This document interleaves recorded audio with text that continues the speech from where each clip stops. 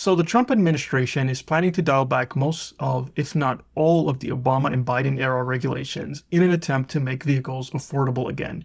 Will this work? Well, I have my doubts. Hey guys, thanks for tuning in. So today I wanted to talk about the Trump administration's efforts to cut back on EPA emission standards that were brought in by the Biden administration, as well as some of the stuff that was brought in by the Obama era. These were regulations that were brought in to try to increase public interest in EVs. Of course, giving tax credit to EV buyers was not enough, so they needed to bring in all these regulations to essentially make automakers do away with most of their V6 and V8 engines. And oddly enough, they didn't want to make any laws forcing automakers to actually make affordable EVs, or even just allow cheaper Chinese EVs to be imported without 100% import tariffs. Nope, none of those ideas ever crossed their minds, even though this was an attempt to go green and not just an attempt to line up the pockets of automakers and politicians, but I digress. Anyways, the attempts by the Trump administration to get rid of these regulations revolves around a few things. First off, getting rid of fuel efficiency standards and all the goalposts for fuel efficiency. Secondly, getting rid of the ability of states like California to impose stricter vehicle emission standards. Now, I'm all for the former, but I don't agree with the California part. If a state wants to have these kind of regulations, then let them go with it. If that's what their voters want, then let them have it. That basically encourages a lot of residents to go to states without these regulations like Texas or Florida. I don't think the federal government should tell states what they can and cannot regulate, just like with taxes, where California has high taxes which forced a lot of businesses to relocate to Texas. Let California have insane regulations that force a lot of trucking and automobile related businesses to locate to other states.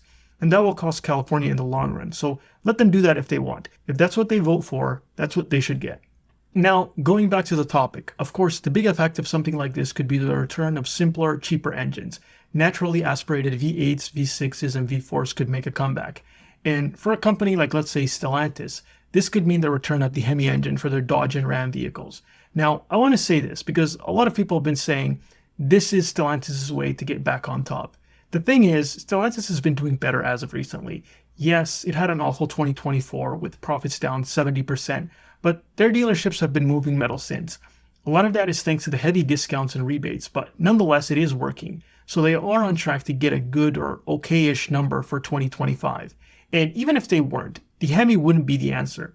Now, don't get me wrong, they would do better with the Hemi option than without it, but it's not the difference between them being super profitable versus them struggling like they did last year. The biggest problem with them is prices. They're just too high for what they offer. Consumers don't want to pay luxury prices for Wranglers and Rams. That's the bottom line. Hemi or no Hemi, Stellantis needs to cut down on their prices if they want to stay competitive. Now, even though the Hemi itself won't make much of a difference, the cutting down of regulations certainly will. This essentially gives Stellantis and a lot of other automakers the green light to do away with their EV strategy, which has been a costly mess for a lot of them. I mean, given how bad their gas units have been, I don't know why they even bother with electric. Now, of course, the question many will ask is, won't these regulations come back as soon as a new president comes in?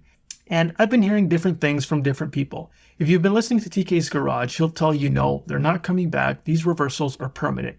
But I also asked ChatGPT about this, and it stated that there is really no guarantee. Even if Trump does this in a very rigid fashion, they could be removed in the right circumstances. We're talking about a Democratic president, Congress, House, and judges, which is unlikely, but who knows? I think we'll find out in the next few years. If we start seeing automakers bring back V8s and V6s, then that's a sure sign the regulations are gone for the foreseeable future. Otherwise, it's more of the same. But getting back to the crux of the issue, will it bring back cheaper cars? I'm just going to say no. These EPA laws were not preventing automakers from building cheaper cars.